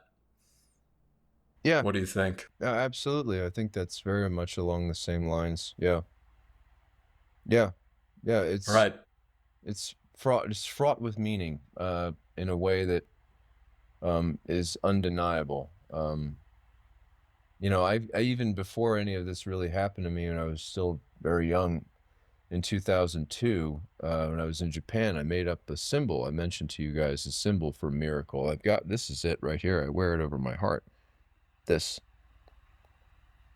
means that. This means something more than just an exclamation point. So I'm showing you a picture of this symbol. It looks like two mirrored question marks on the other side, either side of an exclamation point, and it does have a Sierpinski gasket or a Zelda Triforce down at the bottom of it. There's a fractal triangle, which is, I got it done piecemeal, and I need to get it redone because it's not really very straight anymore. I've gained some weight, but anyway, but it's this was just a symbol when I was 16 for something that I had the sense that things were happening that was more than just like a whoa moment. And I was just journaling for the first time, and I would put one of these symbols down. Now I call it a blesseract. It's kind of like a play on the idea of tesseract. Um, but there's a sense of something really important is happening here. And if I like the idea, if we saw one of these symbols, we have a symbol for miracle. We know that this person over here had a life-changing experience in this place. This is like sacred ground for someone. To me, the MoMA in New York is a sacred ground. Every time I've been back there since then, I've just been like, I felt like, man, this place is like a cathedral for me. There's so much important life experience for me that happened here. And the sense that there's more than human activity happening. There's something, there's something, I like to call it a sense of a grand old design. That's one of the ways I like to call it. And I don't like names, and I'm not interested in sectarian belief systems, really. But there's a sense of something else and something really beautiful happening. And I think that's what a lot of people talk about, like the threshold of the divine and divine consciousness. So that's exactly what this is. And what I'm talking about is there's a relationship. Synchromancy is there's a relationship between the subjective experience of life and the intersection of, to reference your Eliot quotes from earlier, the intersection of what does he say, to apprehend the point of intersection with the timeless with time. That's exactly the same idea. It up right now. It's exactly the same idea. Is an occupation for the saint, not an occupation either, but a lifetime's what is it? Activity and ardor and selflessness and self-surrender. Yeah, I know that part is very good. To apprehend the point of intersection of the timeless with time.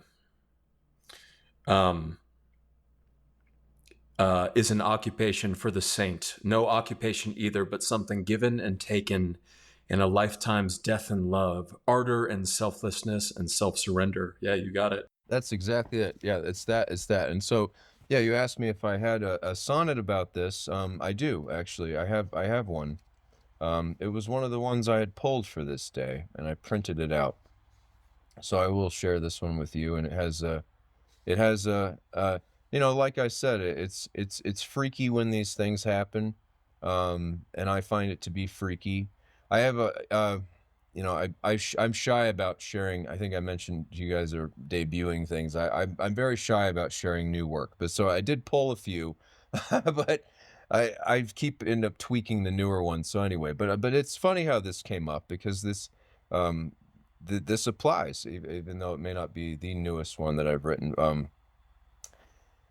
Perhaps it is a trait of the truest real loves for the two to question whether it's just fantasy, one of the newest tricks of imagination cooking together, whether their heads grilled it up well done, seasoned with first-time ever feelings like, marry this person, it is the right one, while in slow motion, the match seems itself to strike, as if inevitable, What divine arts vanquish worry with effortlessness again and again? Pray let their hearts of hearts appear so clearly in that process that soon as a couple they'll well understand true unions truly joined by more than human hand. Yeah. Love it. What is the line with vanquish in it? Would you read that line again? Humor me. Yeah. I really liked it. Yeah. Yeah, so this is interesting because it starts out on line 8, so before the turn, and it's kind of like a slow lead into that third part. But the sentence itself is, while in slow motion the match seems itself to strike as if inevitable, what divine arts vanquish worry with effortlessness again and again. Yeah. Actually, that reminds me, I had mentioned this. I want to, that I can piggyback right off that and sort of deepen this idea. One of the ones I wrote a while ago, that I'm very fond of, I mentioned earlier, this one, which I don't know exactly the number of it right now, because this is the old number on here. This is from my Instagram page, but this one I mentioned about how a lot of them have been up talking about the futility of language, but I this one plugs into what I just mentioned, and I use the word effortlessness in both of these. I think that's what's so interesting about, and to touch again on that idea of synchromancy, it's like we're not even doing it. There's no choice involved. I could reference The Matrix Part 2, this famous scene where he's sitting on the park bench before he has to fight the 100 Smiths. And he's saying, and he's like, do you already know if I'm going to take the candy? And she says, well, I wouldn't be much of an oracle if I didn't. And he says, well, then how can I make a choice? And she says, well, you're not here to make the choice. You've already made it. You're here to try to understand why you've made the choice. See, I think that there is an eternity to every single moment. And I think, therefore, there's an eternity to every single person that experiences love in their life. And so in the sense of, in the interesting sense of romantic love, it's like, and in the few times that this has actually really happened to me, I felt like there's no choice involved. There's, in fact, the day I posted this on Instagram was August 16th, 2020. That's the anniversary of the day where I met that celebrity in the museum.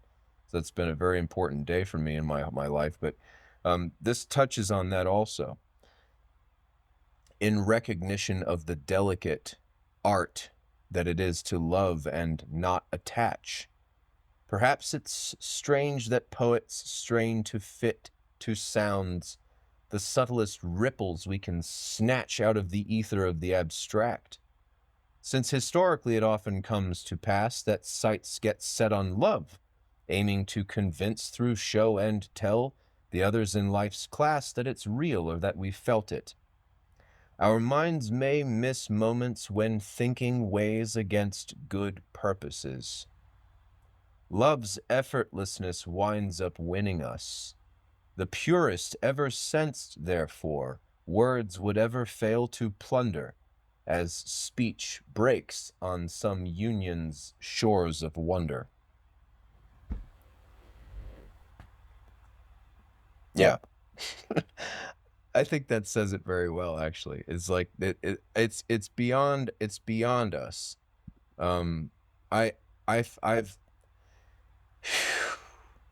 I so very much would like to get married and have children. I really would, more and more as I've gotten, into my 30s. I've really, that's become very important to me. It's something I've always wanted. In fact, my first memory ever was proposing love to a girl in preschool.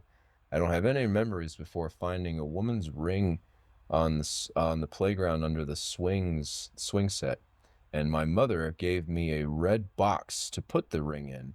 because I told her I wanted to give it to my sweetheart, and I remember the girl's name was Katie, and she had dirty blonde hair and bangs, and that was probably 1989. And we moved away from, this was Durham, North Carolina. After that, we moved away to a smaller town east of there, where I grew up for a while. But that my first memory, and I've never really had like a partner, someone I brought around, introduced, this is my girlfriend. Never really went that far. So it's a very strange experience, and I do find it to be therapeutic to try to make sense of all these things, um, in music and in language, because um, it's something I want so very badly. But it just I'm so picky that the few times I've ever really felt like that about somebody, I have a hard time even talking to them about it. And it would be a great blessing if that did happen, and I had a situation where I was able to slowly get to know that person over time, um, because then maybe I wouldn't screw it up, or wouldn't, you know, dump all this energy onto it like I felt like I did when I was 21. Uh, that girl, I felt like it was overwhelming for her, and that she kind of ran away. And in hindsight, I realized, no, she just didn't care. She was kind of sadistic. She just liked to mess with people.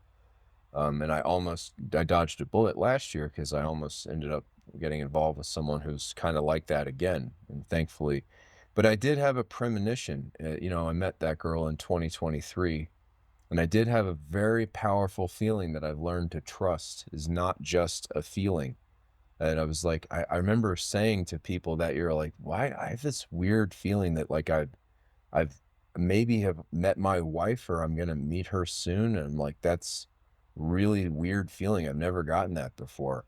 And then, like it didn't end up being that person. So that's what when you said like, yeah, you guys said that you've had an experience where like you met someone and you thought it was an important thing, and then it turned out to be you met someone else rapid sequence.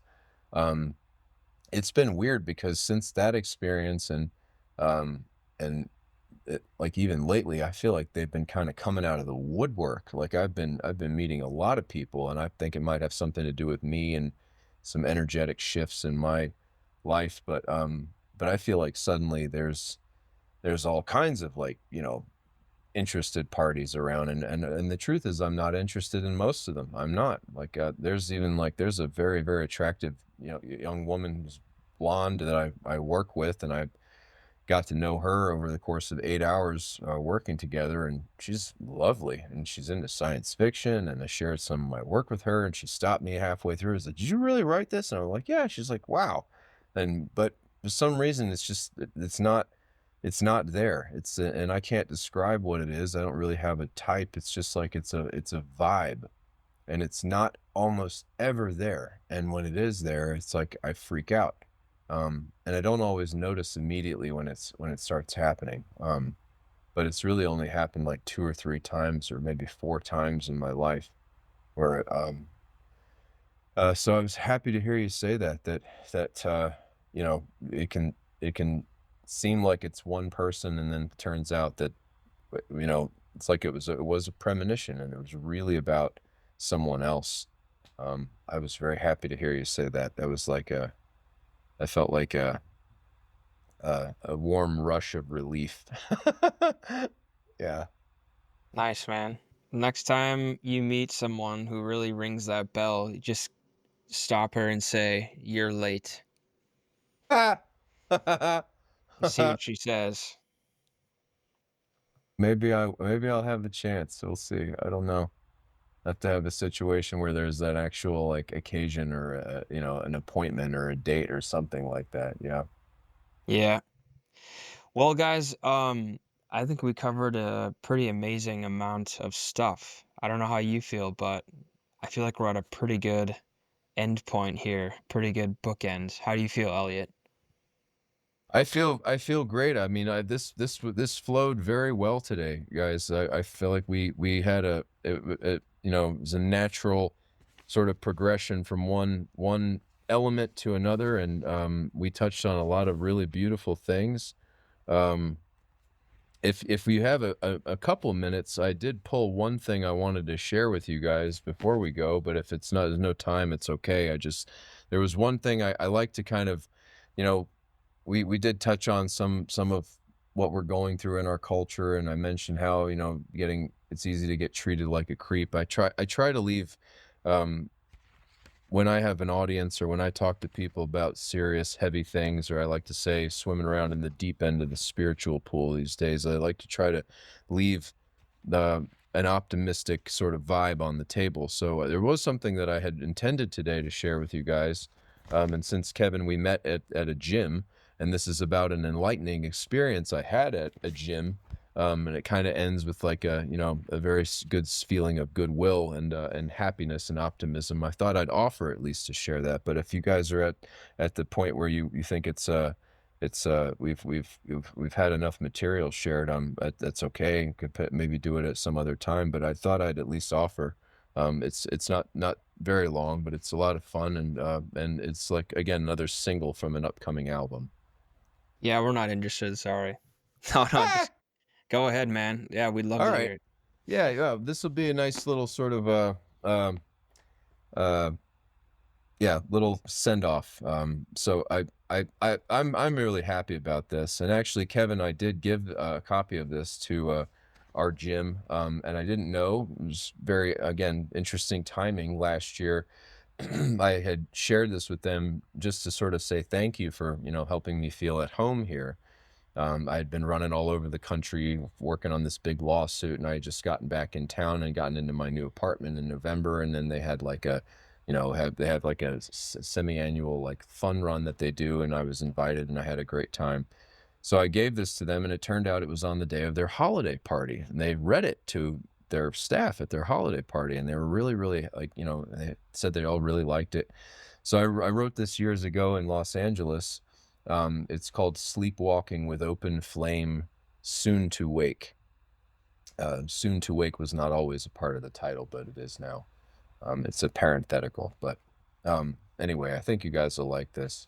And I'm very grateful again for being asked to appear and share, because it's fun, and it's silly. Last girl I dated, actually, she really, I remember, I think I actually said ouch when she said that. She said to me one time, it's selfish of you to be this talented and not share it with people. I was like, ooh, all right, I needed to hear that. But anyway, Sleepwalking with Open Flame, Soon to Wake. It happened one time at the gym.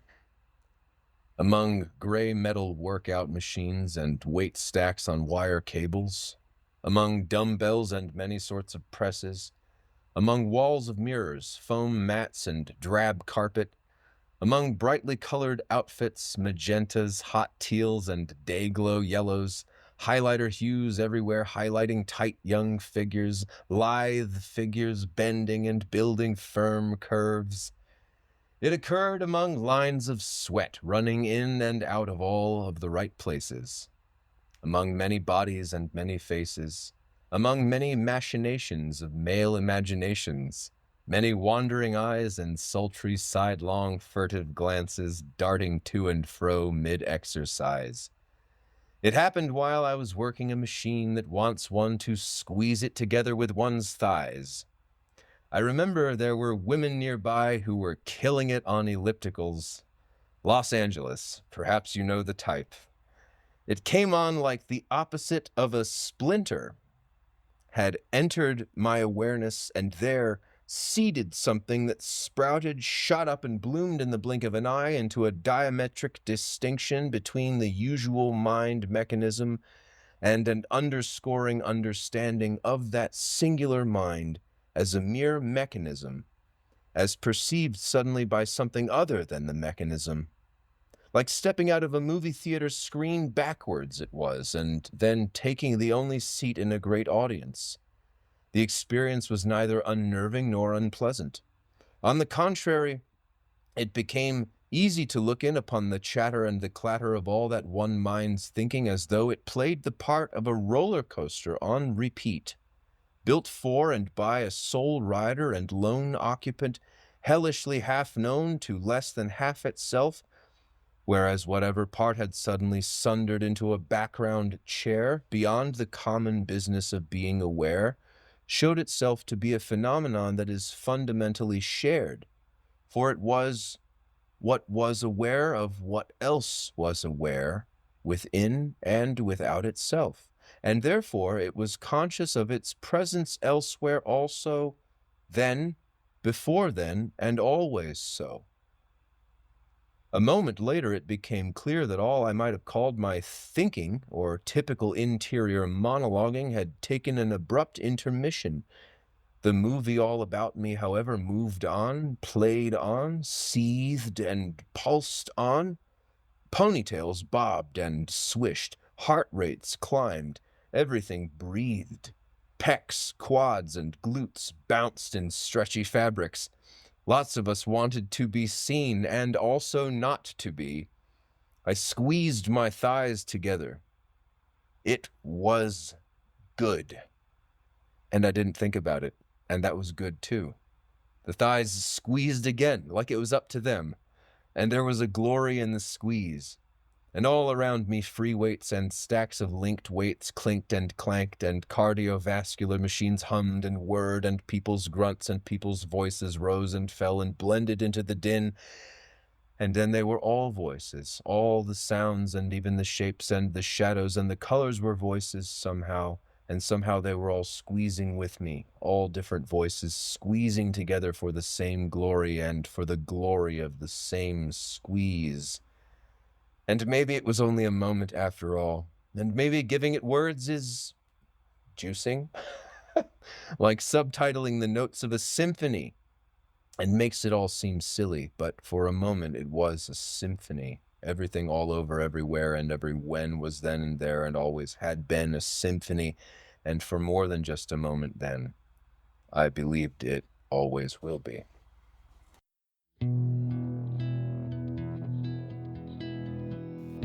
Thank you for listening to this week's episode of the Asclepion. We hope you enjoyed the show and that you feel uplifted, empowered. Yeah, just make sure to subscribe to our YouTube channel and follow us on X and all that shit, all right? Farewell, friends.